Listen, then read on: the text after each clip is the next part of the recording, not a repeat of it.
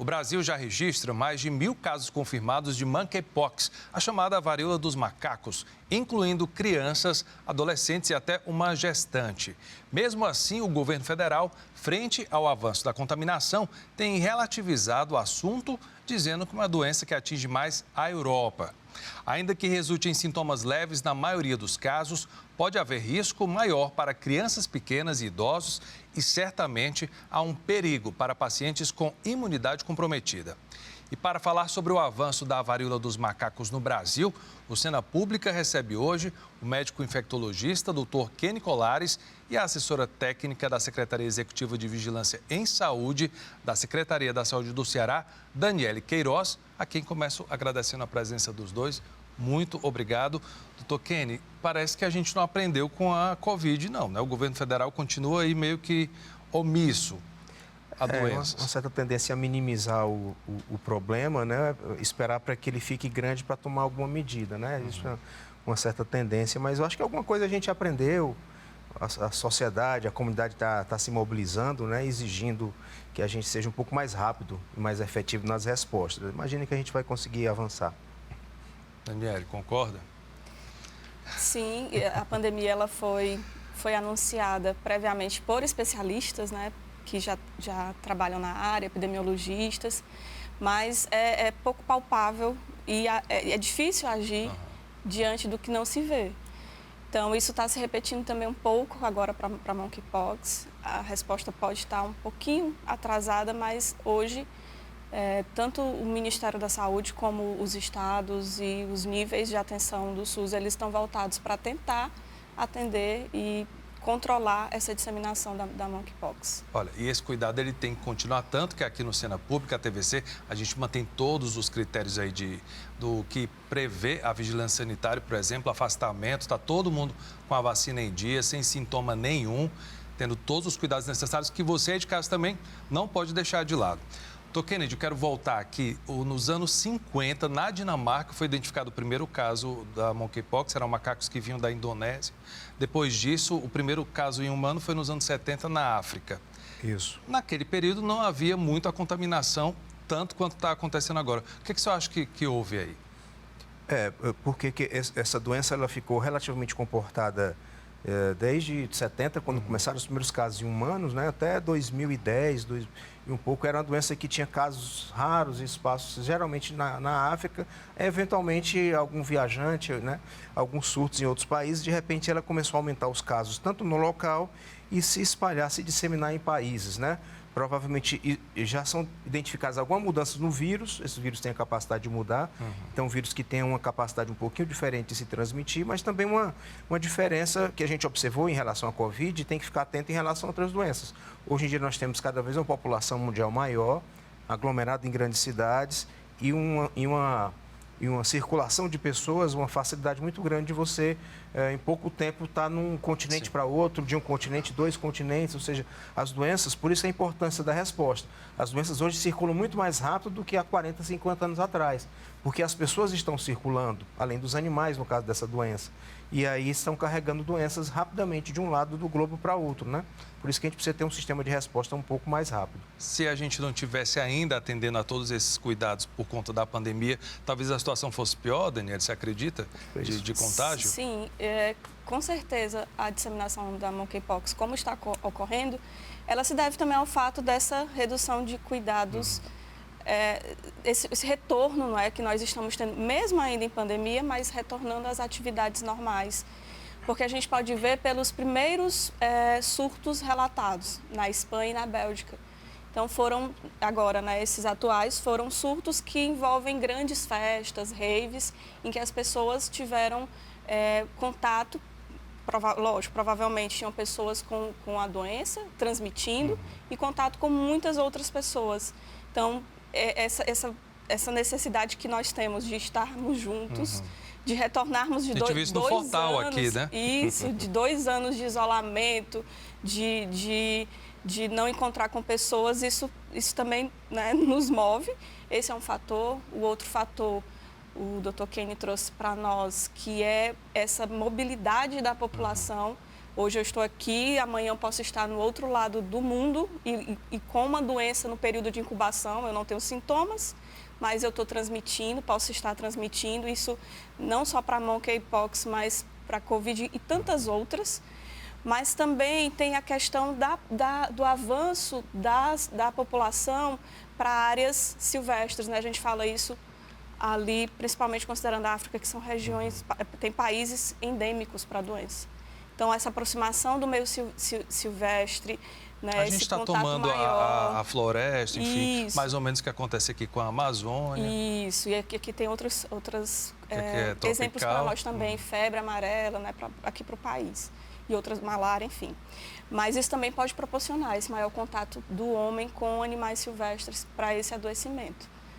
Tá? O macaco, ele tem culpa nessa história toda? Porque eu vi que tem determinação, estão querendo até tirar esse nome varíola do macaco com medo das pessoas começarem a matar os macacos. Isso, como aconteceu no último surto de febre amarela, chegou a população a se mobilizar para eliminar macacos, né? Esse é um nome um pouco infeliz, porque apesar da doença ter sido identificada inicialmente no macaco, não é uma doença especialmente do macaco, e sim mais de roedores, né?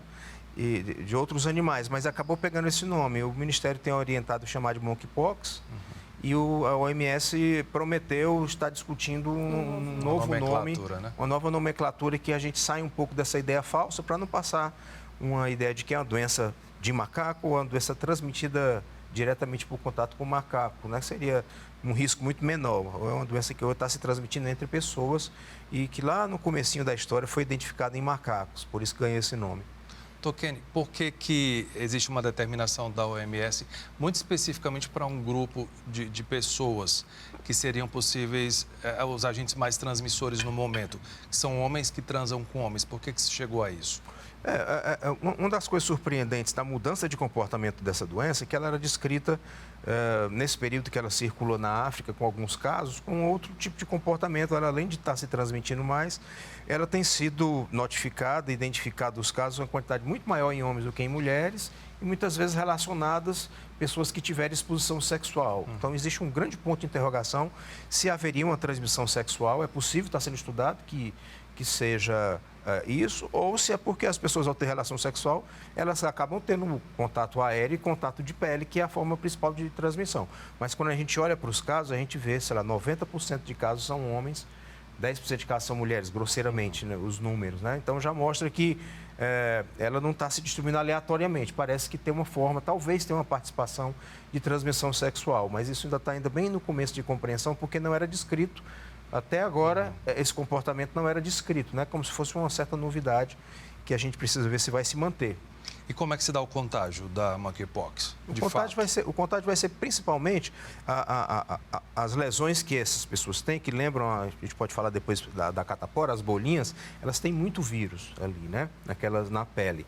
Então, vai ser principalmente por contato de pele. O contato que você tem com uma pessoa que está contaminada, com a sua mão, claro, e botar a mão no olho, né? Na boca, ou às vezes a gente tem pequenas lesões de pele e o vírus entra, né? É possível a transmissão pelo ar, mas ela transmite muito menos do que Covid, do que gripe, mas é possível. Pessoas que moram juntos ali, mesmo que não se toquem, elas podem se contaminar por respirar. O espirro é um grande agente de transmissão? Ou... Pode ser. Tá. Não é uma doença que causa muito espirro, mas como ela transmite pelo ar, né? Existe essa preocupação, ou seja, então faz parte da proteção a questão das máscaras, né? E existe essa discussão por conta desse comportamento diferente e alguns estudos que estão tentando identificar se tem vírus ou não tem nas secreções genitais. Talvez elas possam se transmitir vertical. É possível também, descrita, a mãe transmitir para a criança, né? Ou antes do parto ou durante o parto também pode ser transmitido. Mas o principal mesmo é o contato de pele, direto ou indireto, né? Ou seja, alguém pegou num objeto, contaminou e você foi lá e pegou. Né? Acaba sendo parecido com o Covid também, né? Muita coisa parecida com o Covid, só que no caso do Covid, a parte aérea é muito mais preocupante do que a dos contatos, direto e indireto, e nessa doença é o inverso. A parte dos contatos direto ou indireto com material contaminado é mais importante do que a transmissão aérea, mas tem muita coisa parecida. O preservativo, ele evita o contato, Daniele, ou não, na relação sexual? Claro que o preservativo tem que ser usado sempre, mas no caso da monkeypox... Da mesma forma que ainda não está muito bem descrito a transmissão por via sexual, ainda não está bem estabelecida essa proteção com a utilização da camisinha. Mas, como você disse, a camisinha tem que fazer parte, porque vai prevenir contra outras doenças que são já ditas sexualmente transmissíveis, né? HIV, hepatite, gonorreia, sífilis, entre outras, né? Então, já vai protegendo, já é um pacote ali bem estabelecido. Qual é o primeiro sintoma que o paciente deve ficar atento, Daniele? O que vai ser mais, o que vai mostrar a possibilidade de ser realmente monkeypox são as lesões que surgem, né? Normalmente ela vai surgir, o que tem se visto nos casos deste surto, né, dessa disseminação no mundo, são as vesículas, as lesões nas áreas de maior contato. Por isso que a gente fala desse grupo específico, homem que fazem sexo com homem, que a doença está se disseminando agora mais fortemente, mas talvez pelo comportamento do sexo, não de transmissão, porque isso ainda está sendo estudado, como o Dr. Kenny trouxe. Então, contato pele com pele, fricção, movimento, isso pode aumentar a possibilidade da transmissão. Além da lesão, tem outros sintomas que são gerais de viroses, né, de doenças causadas por vírus. Como febre, por exemplo? Febre, dor de cabeça, dor no corpo, né, dor generalizada, né, pode ter prostração. A maioria dos casos são sintomas leves, mas pode evoluir também para um quadro mais grave, justamente para os grupos que têm uma redução de imunidade, para os idosos, para as crianças, né, para gestantes. Ela pode vir de uma forma mais grave.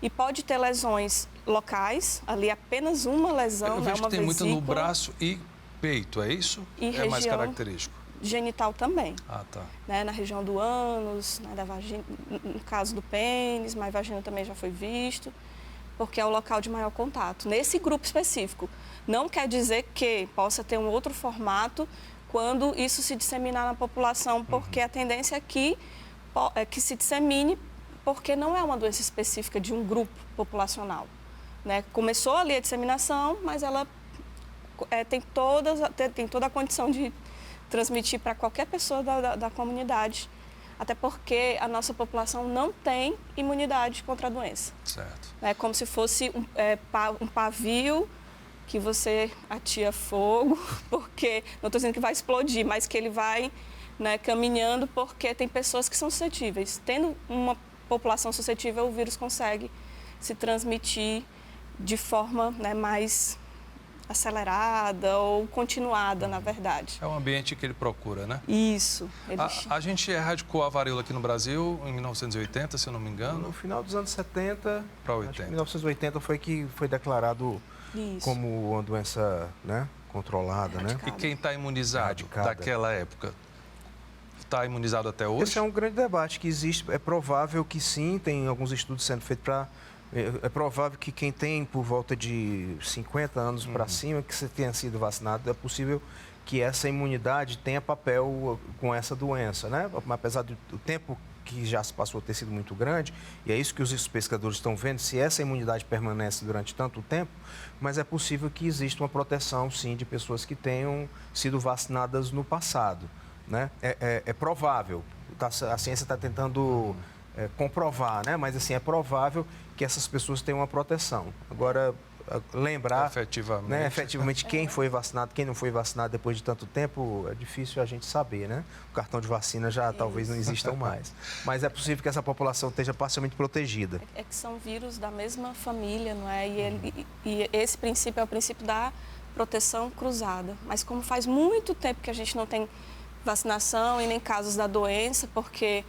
Há exemplo de outras doenças que estão em eliminação, por exemplo, sarampo, né, rubéola, poliomielite, pólio, outras que corriqueiramente acontece coqueluche, por exemplo, influenza, que está sob controle por vacinação também, né, a tentativa. Nós temos ainda, de certa forma, contato com o vírus e isso estimula a nossa imunidade. Não adoecemos, mas tem uma produção, né, de proteção, de anticorpos. Para a varíola isso já não aconteceu, porque... A vacinação foi finalizada, não tem mais a doença, não precisa proteger. E a população também não teve mais contato com o vírus. Então, essa imunidade ela tende a descer e a se perder ao longo das décadas, né? Estou falando de décadas. A vacina, ela existia muito restritamente para alguns usos, ela deve ser disseminada a partir de agora com a chegada, a disseminação do vírus também, da monkeypox, né? Porque não tinha vacina disponível para a varíola.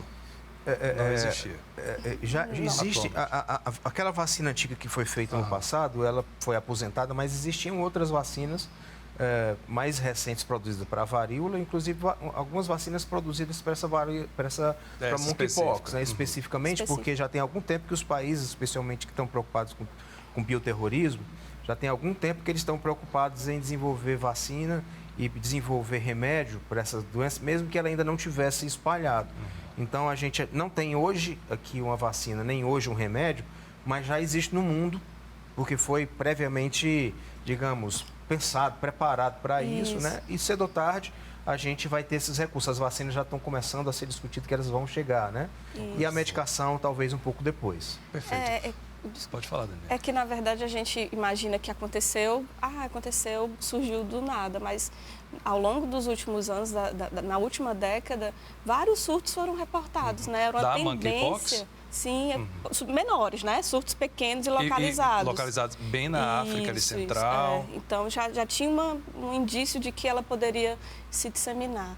Como foi também, lógico que é diferente falar, mas foi também o que aconteceu no último surto de ebola, que também conseguiu sair do continente africano e conseguiu ter casos secundários nos Estados Unidos, na França, né, em países da Europa, Portugal, enfim, Espanha, pessoas que estavam relacionadas. Então, a tendência é essa. A população se movimenta, né, caminha, leva os agentes, leva atrás, enfim. Olha, o Senapuc vai para o intervalo e te convido a dar uma olhada nas nossas redes sociais. Temos Facebook, Instagram, @TV Ceará e o canal da TVC no YouTube. Acesse lá o nosso conteúdo. E a gente volta já.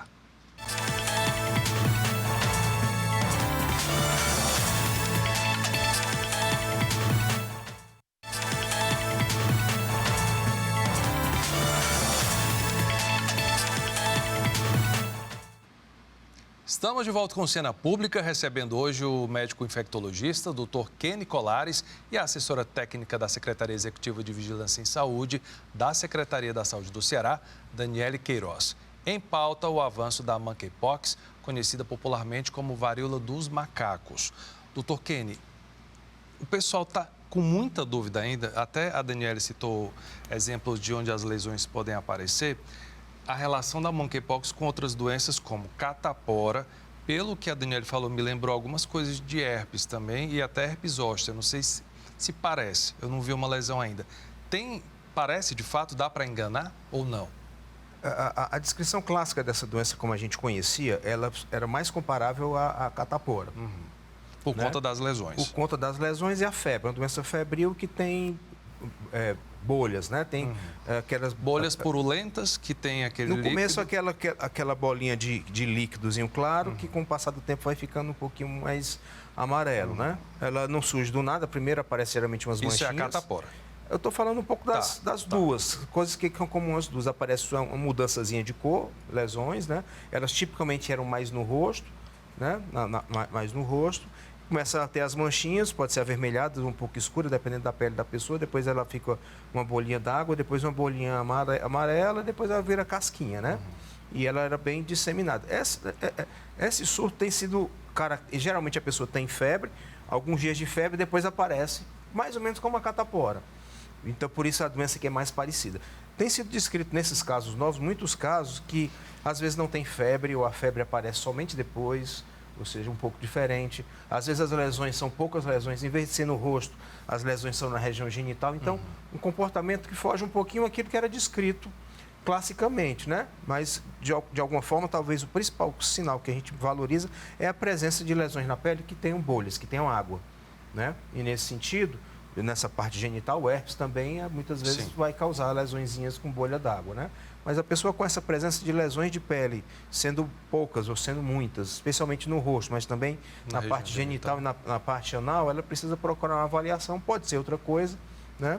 Mas talvez o principal alarme, já porque febre, a gente no nosso meio existem muitas causas, muita coisa pode causar febre, né? Então, uma pessoa que está com febre, a primeira suspeita não vai ser a monkeypox. Agora, se ela tem febre e lesões na pele, já começa a ficar alerta, especialmente se elas estiverem líquido, né?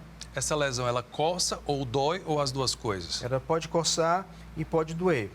Nessa epidemia em especial, tem se falado de algumas situações, especialmente quando as lesões são genitais, de ser muito doloroso, de causar Que lembra o herpes também. muita dor. Sim, o herpes, especialmente o herpes, quando a pessoa pega o herpes pela primeira vez, ele costuma ser um pouco mais agressivo, um pouco mais doloroso. Aquele herpesinho que volta, que fica às vezes voltando periodicamente, é menos doloroso, né?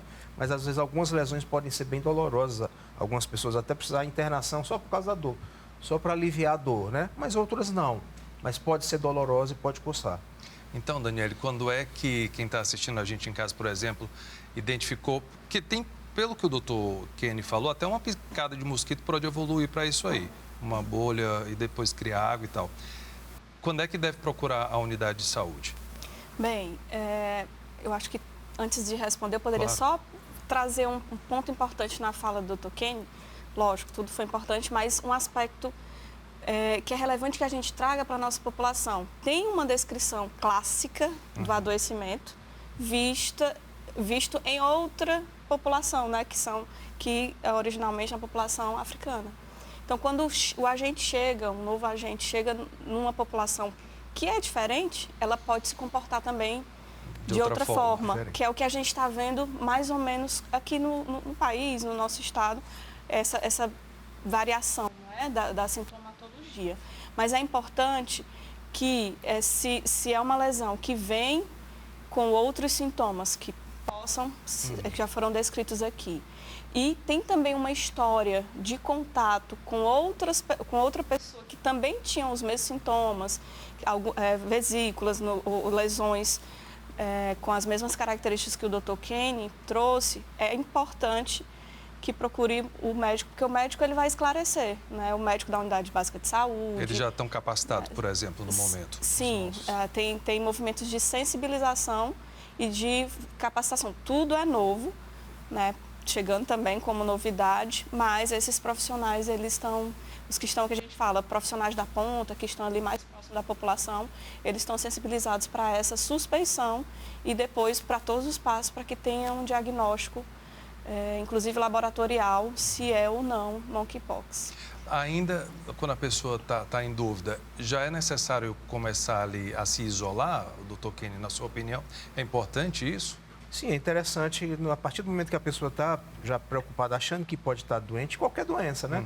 Já começar a tomar alguma providência, até ter uma confirmação ou não, porque às vezes, enquanto a pessoa chega no atendimento, ela já pode contaminar alguém, né? Hoje em dia a gente aprendeu muito com a pandemia a questão de higiene dos locais, higiene das mãos, usar algumas coisas que a população Virou já rotina, aprendeu, né? E como é que é isolamento e etc. Quer dizer, já dá para... Claro que depois de passar no atendimento com um profissional de saúde, vão vir orientações mais detalhadas, mas seria interessante, se a pessoa está pensando que está, ela já tentar isolar o máximo possível e procurar o atendimento para ter mais orientação, né? Sendo confirmado, esse isolamento requer quantos dias, em média? A doença sem tratamento, a gente não tem tratamento ainda, é estimado que essas lesões de pele, que são os principais marcadores da infecção, que elas durem 2 até 4 semanas, tá certo? Enquanto tiver lesão na pele, essa pessoa está transmitindo. Um pouco parecido com a catapora, né? Não é exatamente igual. Então, entre 2 e 4 semanas, essas lesões todas elas vão cicatrizar, vão virar a casquinha vai cair, cicatrizar, e a pessoa sai do isolamento. É um pouco mais prolongado do que a gente está acostumado com a Covid, por exemplo. Aí eu quero tocar num ponto aqui que o brasileiro é bem conhecido da questão da automedicação. Vê lá a lesão, pega lá o corticoide, a pomada, já vai passar. O que é que não deve ser feito nesse primeiro momento, doutor Kenny? Isso aí não tem jeito de se automedicar, né? Essas lesões, elas não devem ser coçadas, não devem ser rompidas, né? Claro que não é qualquer lesão. Bolha na nossa pele, apesar de ser muito comum a gente ter lesão na pele, lesão com bolha na pele é coisa... São poucas doenças que causam bolha mesmo, com líquido, Eu lembro aqui de queimadura só, no momento. Especialmente se a pessoa não teve uma pancada, uma queimadura e etc., é muito pouco comum. Então, apareceu lesãozinha como bolha, né? É interessante que a pessoa procure o atendimento. Nem que seja para olhar, verificar, dizer, não, isso aqui é outra coisa. Mas o principal marcador dessa doença são essas lesões de pele, especialmente com líquido. Mas quem se preocupa muito com febre, por exemplo, pode começar a medicar para febre antes de procurar atendimento médico? Sim, se a pessoa tiver febre, né? Geralmente a orientação que se dá a uma pessoa que está com febre é esperar pelo menos umas 24 horas para ver se não é uma febre banal e observar se aparece mais alguma coisa. Se manteve a febre no segundo dia, sendo essa doença ou outra doença, procurar atendimento. Pode ser dengue, pode ser chikungunya, pode ser covid, né? Todas elas precisam de cuidados, né? Então, se a febre se manteve no segundo dia, aí não tem problema tomar dipirona, paracetamol, mas se está no segundo dia de febre sem uma explicação, já está na hora de procurar atendimento, porque febre é um alarme de que alguma coisa está errada. Às vezes a coisa leve, às vezes a coisa importante, né? Por isso que é bom procurar. Aí o pessoal que está em casa foi lá no posto de saúde, na unidade de saúde, e foi confirmado que é monkeypox. O que é que acontece, Daniele? Bem, primeiro o médico vai manejar, né, da forma, vai avaliar para ver se tem fatores de risco para forma grave, acompanhar, mas principalmente relacionado com o controle e prevenção de outros casos. Esse paciente ele é notificado, né, é um procedimento que é feito no momento que se suspeita, na verdade, suspeitou que é monkeypox, as ações já iniciam. Né? Então, esse paciente ele tem orientação de ficar em isolamento domiciliar. Esse é um legado da pandemia, né? Antes a gente falava, eu estou gripado, não vou trabalhar hoje, era horrível. Então, pelo menos esse é um legado que a gente entende que pessoas que estão com sintomas e que estão em período de transmissão, elas têm que ficar isoladas, da mesma forma para monkeypox. Esse paciente fica isolado, é feita uma investigação, que a gente chama de investigação epidemiológica, na residência desse paciente, tentando entender qual foi, o que aconteceu nos últimos 21 dias, que é mais ou menos o período de incubação, né, de 5 a 21 dias, para tentar buscar a fonte de infecção. Isso tudo ainda se ele é um caso suspeito. Acontece a coleta, né, das lesões para investigar se é realmente o vírus, né, monkeypox. Essa amostra ela segue para a nossa referência, nosso laboratório de saúde pública, e é processada em uma referência também nacional. Quanto tempo hoje, Daniela, aqui? Em média, de 15 a 20 dias, né? Tem alguns casos que a gente consegue ter a resposta antes, mas assim, se as medidas forem implementadas ali naquele momento de suspeição, a gente consegue controlar essa disseminação. O importante é, que a gente falou bastante também para a Covid, é interromper cadeias de transmissão. Então, essa pessoa tem que ficar isolada, em observação, não compartilhar os utensílios, utilizar máscara se precisar sair de casa, né? Então, evitar contato com pessoas que têm algum problema de imunidade, porque podem ser essas pessoas que evoluem para forma grave e morte. E ela fica sendo monitorada por essa equipe que não dá assistência direta à saúde, mas da vigilância, né? Da vigilância epidemiológica.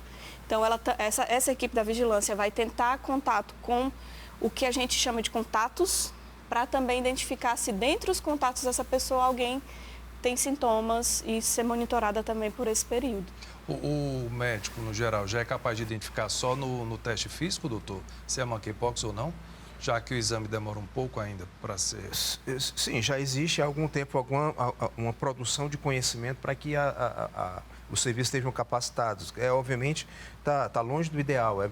A gente certamente existem capacitações marcadas, é sempre importante aprimorar, né? E é muito difícil, muitas vezes, apesar de já fazer parte da literatura essa informação, do que a gente estuda como médico, mas acaba se estudando, se focando mais naquelas doenças que estão aparecendo, né? Então, quando chega uma doença nova, entre começar a se fazer disseminação de informação e está todo mundo 100% capacitado, existe um certo tempo, um certo esforço, né? Então, está havendo esforço de treinamento, de capacitação, para que cada vez fique mais fácil. Olhar a lesão de pele e saber se é doença A, B, C, nem sempre é tão fácil assim. Tem umas que assim é muito claro que é A, essa é muito claro que é B, mas existem casos duvidosos que às vezes vão para referência para um local onde tem alguém que tem um pouco mais de experiência de ver aqueles casos, né? E com certeza, como toda doença nova, como foi com a Covid, a gente vai aprendendo à medida que vai ficando mais capacitado, à medida que a gente vai vendo, a rede vai se aprimorando, né? Mas está sendo feito todos os cuidados para que a gente esteja, assim, esse processo já começou, mas não está ainda perfeito, acho que precisa ser aprimorado. Estamos caminhando para isso.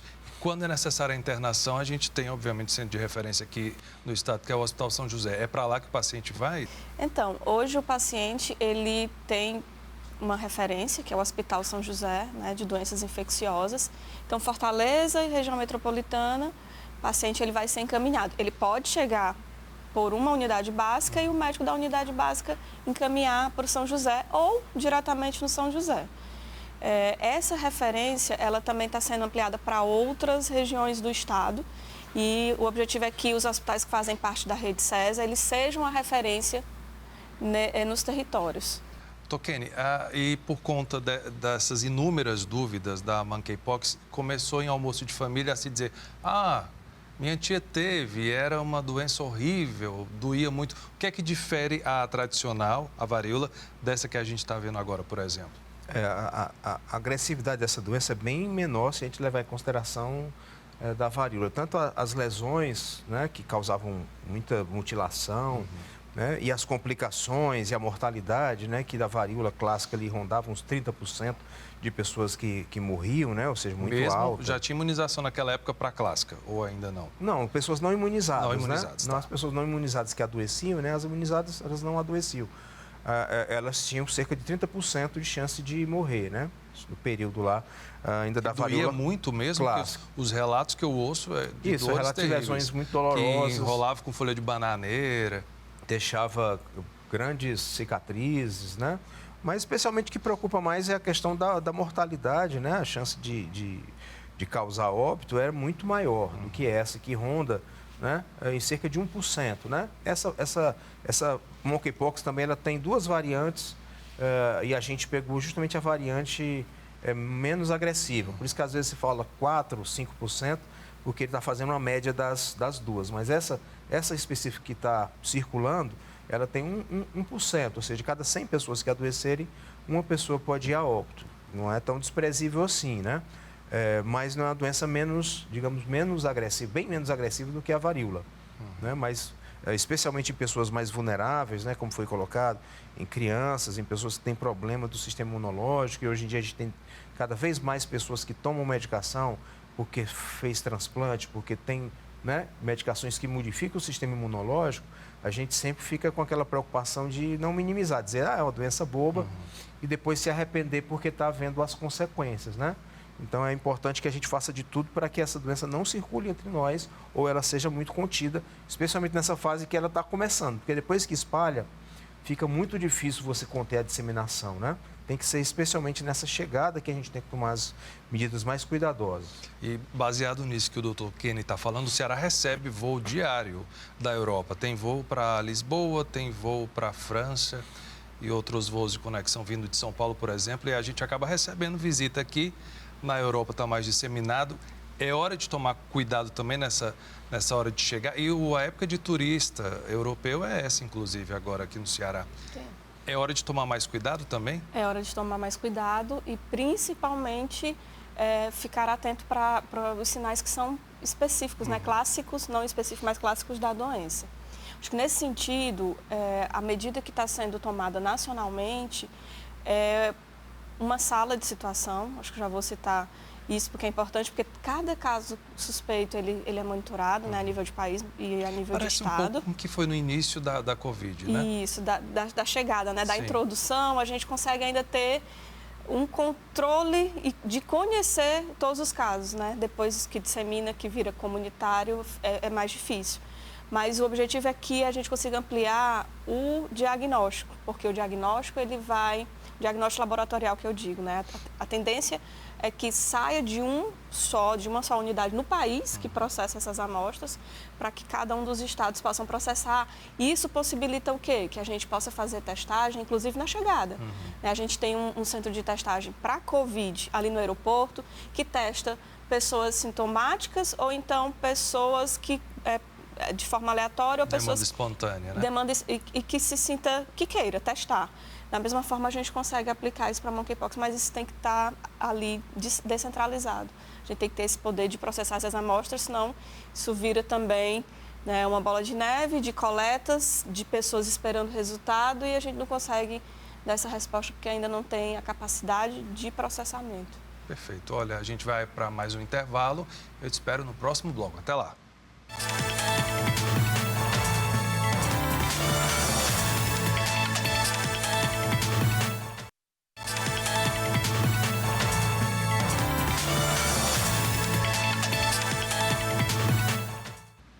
Começou o terceiro e último bloco do Cena Pública. Eu aproveito para te convidar a acompanhar nossas transmissões nas redes sociais. Tem Facebook, Instagram, @TV Ceará e o canal da TVC no YouTube.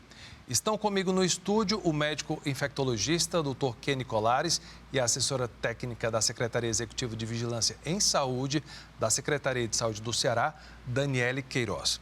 Dr. Kenny, a previsão do Ministério da Saúde é liberar 20 mil doses do imunizante contra a monkeypox agora em setembro e mais 30 mil doses em outubro.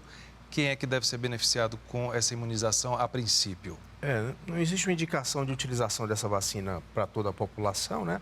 Ela vai ser focada especialmente em profissionais de saúde que vão ter mais contato com o atendimento dos pacientes. E essa vacina tem uma coisa interessante, diferente do que a gente aprendeu recentemente com o Covid, porque ela ainda beneficia a pessoa que teve contato com alguém que teve com a doença. Ela pode ser vacinada se ela for vacinada cedo, ela bloqueasse o desenvolvimento da doença, mesmo depois da pessoa ter tido contato, né? Diferente da Covid, que a vacina só serve se ela tiver feito antes, né? Então, vai ser feito especialmente para os contactantes. Foi identificada uma pessoa numa residência que tem a doença, as pessoas que têm contato próximo serão vacinadas para tentar bloquear o desenvolvimento da doença naquelas pessoas. Inicialmente, vai ser um pacote mais restrito e a gente não sabe não existe uma determinação de vacinação ampla da população no cenário atual.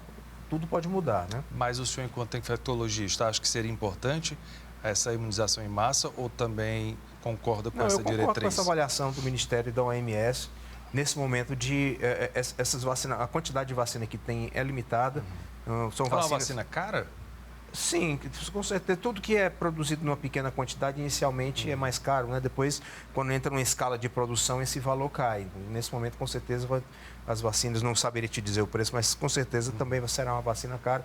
Uma vacina que é feita, muitas vezes, com vírus que estão vivos, que você prevê que pode ter um pouquinho mais de problema, de contraindicação, tá entendendo? E a doença ainda está circulando de uma forma muito restrita, então eu acho que nesse momento mais adequado é uma coisa intermediária, ou seja, uma vacinação direcionada e observar um pouco atentamente a evolução, né?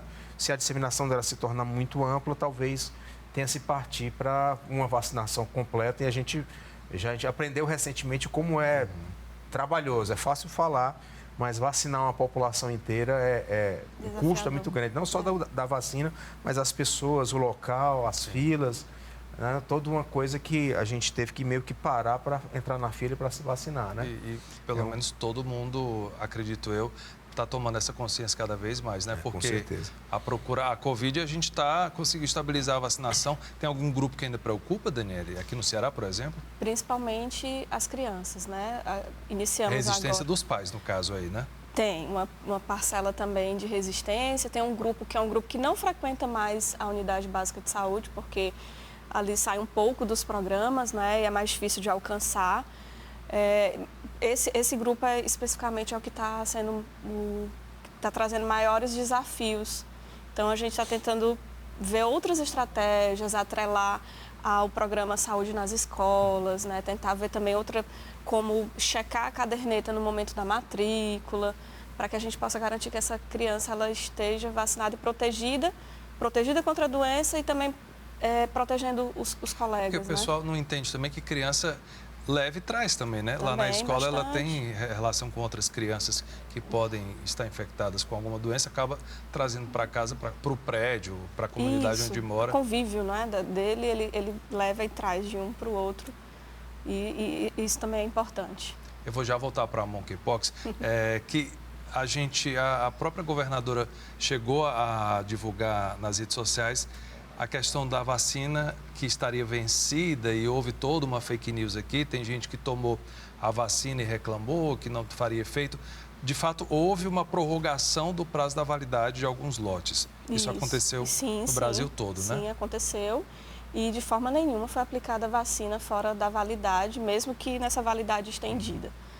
Existe um mecanismo bem rigoroso de checagem, de armazenamento, a gente chama isso de rede de frio, que dá conta da qualidade dessas vacinas e se realmente elas foram descartadas é porque elas passaram de qualquer possibilidade, né, de viabilidade para aplicação.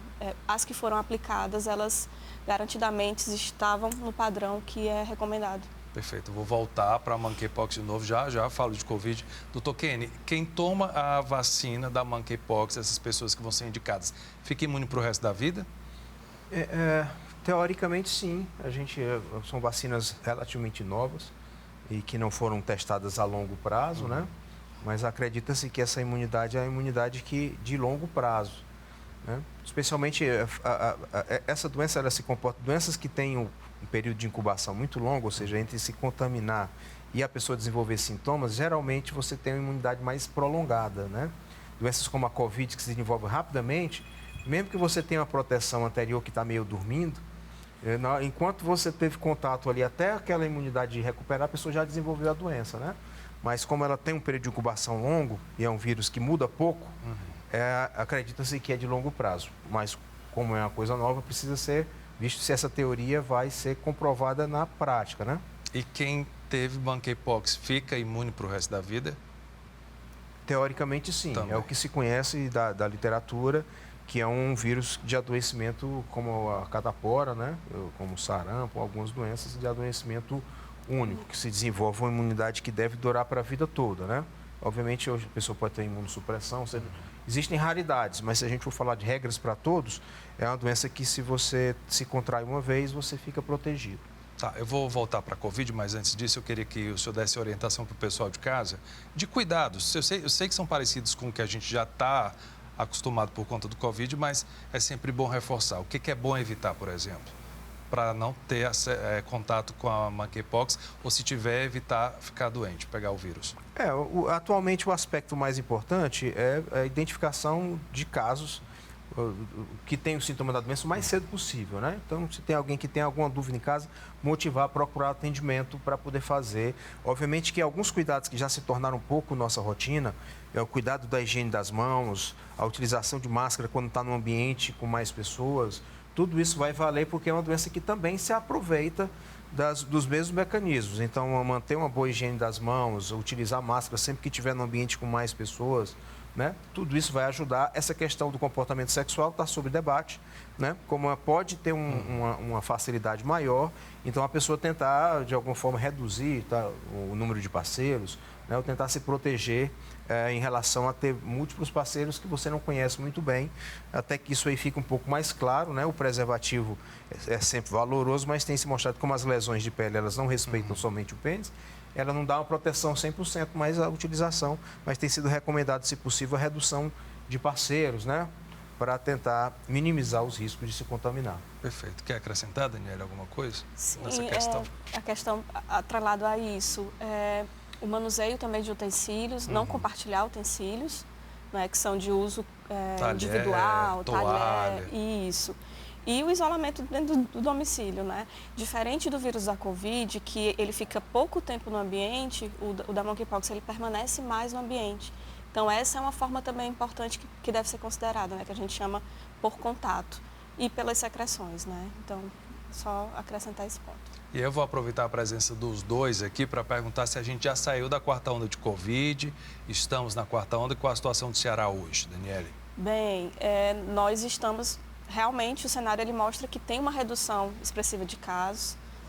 Nós tivemos um pico já, quando a gente olha para a onda, a gente já teve um pico bem expressivo, que foi bem parecido com a terceira onda, né? Atingiu, não lógico, não de tempo, né? De tempo de ocorrência da onda, mas nós tivemos uma quarta onda que, de certa forma, ela foi subnotificada porque foram muitos casos e muitas pessoas com sintomas leves e que não necessitaram buscar profissional médico ou testar, mas que pela história teve contato com alguém positivo por Covid e essa pessoa, infelizmente, não entra para o sistema. Então, assim, a gente tem uma onda menor, de menor duração, mas bem intensa. Muitos mais casos. Muitos mais. Menos sérios, seria isso. Basicamente isso. E com a tendência de redução já. Então, a gente pode falar nisso, né, de fim da quarta onda, mas o principal é que ela se mostrou de forma leve para a maioria e que não impactou no sistema, né? Então, talvez seja essa a fórmula que a gente precisava, o equilíbrio entre imunidade populacional, vacinação, a rede preparada. Então, talvez a gente chegou num momento mais menos difícil, mais confortável do enfrentamento. Ainda assim, em alerta, né? Ainda Claro, assim, sempre. porque a gente está falando de uma subvariante de uma variante anterior, que é a Ômicron, que já circulou no Ceará na terceira onda. Então, de certa forma, a gente pode considerar que tem uma memória aí de imunidade, né? Muita gente adoeceu também na terceira onda. Quando a gente fala da possibilidade de chegar uma nova variante, aí já poderia ser um outro cenário. Mas aí são cenas do próximo capítulo que a gente não quer não ver. Quer. Doutor Kenny, baseado no que a Daniele falou, a Covid, ela está mais leve ou isso é resultado da vacinação que a gente está vendo esses sintomas mais tranquilos? Provavelmente existe um debate muito grande em relação a isso, provavelmente uma combinação de fatores, né? Ou seja, as consequências da doença estão sendo menores por conta da vacinação e porque essa variante que está circulando desde o começo do ano, ela é um pouco menos patogênica, causa doença menos grave e causa menos óbitos, né? Aparentemente existe uma parcela de contribuição de cada coisa, mas com certeza a vacina é uma parte importante dessa nossa tranquilidade. Por isso que a gente precisa manter a questão do reforço, né? Muita gente também tem deixado de fazer a terceira dose, de fazer a quarta dose, considerar que a doença está resolvida. Se a gente vai perdendo a imunidade, a gente fica exposto aí para essas próximas ondas que a gente não sabe, são cenas dos próximos capítulos, mas a gente precisa manter a nossa imunidade em dia, né? Por enquanto estamos até a quarta dose, não sabemos com o passar do tempo se vai haver uma quinta dose, né? Isso aí também depende do comportamento da doença, depende do que é que o futuro aí nos reserva. No geral, o senhor tem visto que quem pegou mais de uma vez o Covid, a segunda vez é mais leve, é mais complicado? Sim, também a própria doença, e hoje em dia se fala da imunidade híbrida, né? Parte da imunidade que é dada por infecção que você teve, parte pelas vacinas que você recebeu. Então, adoecer pela Covid dá proteção, assim como a vacina não é a proteção 100%, assim como a vacina ela é maior nos primeiros semanas depois que você se contaminou, mas depois de uns 3 meses vai caindo, né? Então, é quase como se a doença e a vacina causassem uma proteção que, juntando doença e vacina, estimula o nosso sistema imunológico a ficar acordado para a chegada do vírus, né? Infelizmente, por enquanto, parece que depois de 3 ou 4 meses, esse sistema começa a entrar em repouso, começa a ficar preguiçoso, descansar, né? ali. E aí a gente não sabe ainda se vai ser necessário acordá-lo outras vezes ou se a gente vai ficar ainda nessa situação que atualmente estamos rumando o mundo todo, o Ceará e o Brasil, para uma situação de saindo desta onda de maior tranquilidade e alerta, né? Alerta para o que vai vir pela frente. A gente teve uma quadra chuvosa aí, continua bem presente, uma hora ou outra aparece chuva, e aí é o cenário ideal para o nosso velho conhecido Aedes aegypti. E eu tenho visto relatos de casos de chikungunya, gente com complicações, inclusive. Isso aí ainda é uma coisa que a gente deve ficar em alerta, né? Ainda é uma coisa que preocupa, são doenças que prometem ficar entre nós por mais tempo, né? Esse ano foi o ano, acho que depois de 2017, foi o ano que a chikungunya veio com mais força, né? Ela conseguiu, e forte também, ela conseguiu, né, superar em quantidade de casos, em consequências na rede, a dengue, né? Mas são doenças aí que a gente vai manter sob controle, mas certamente, pelo menos, não existe uma previsão de a curto prazo a gente eliminar. E boa parte desse controle está no cuidado com o ambiente, né? Aqueles cuidados que todos nós já tivemos contato com as pequenas coleções de água e tudo isso. Vacina para dengue, vacina para chikungunya são... Pois é, isso que eu ia lhe perguntar. Tem previsão disso? Porque existe estudo aqui, inclusive nosso do Ceará, mas por enquanto... Para dengue já existe uma vacina disponível, né? Que o Ministério da Saúde considerou que tem problemas e realmente ela tem problemas, porque ela deve ser feita a vacina somente para quem já teve dengue antes, porque ela pode funcionar como a doença, existe aquela coisa. A segunda vez que a pessoa tem dengue é a mais perigosa. Então, para quem nunca teve dengue, a vacina pode servir como se fosse a primeira vez e, de repente, a pessoa pode ficar exposta a ter uma doença mais grave da segunda vez, né? Ou seja, ela não é 100% protetora e ela não protege muito bem contra aqueles 4 tipos de vírus. O Ministério da Saúde avaliou que não era o momento de colocar no calendário vacinal, ou seja, então existe uma vacina para dengue comercial, mas não faz parte do calendário porque, digamos, foi considerado que a vacina tem problemas, não é uma vacina, digamos, ideal. É uma vacina que está já nas clínicas privadas, isso, né? Mas como estratégia de saúde pública, pensando nesse risco aumentado para quem, né, tem a segunda infecção, ela ainda não é recomendada. E aí a gente ressalta que, mais uma vez, a importância do SUS nessa questão toda, né? Que Isso. garante acesso à vacina, mas se a vacina não está tão perfeita, não está de acesso ainda no Sistema Único de Saúde, ressalta a importância do nosso Sistema Único de Saúde, tão desvalorizado, infelizmente. Infelizmente. O doutor Kenny tocou num ponto importante, caderneta de vacinação. Como é que está a criançada aqui no Ceará?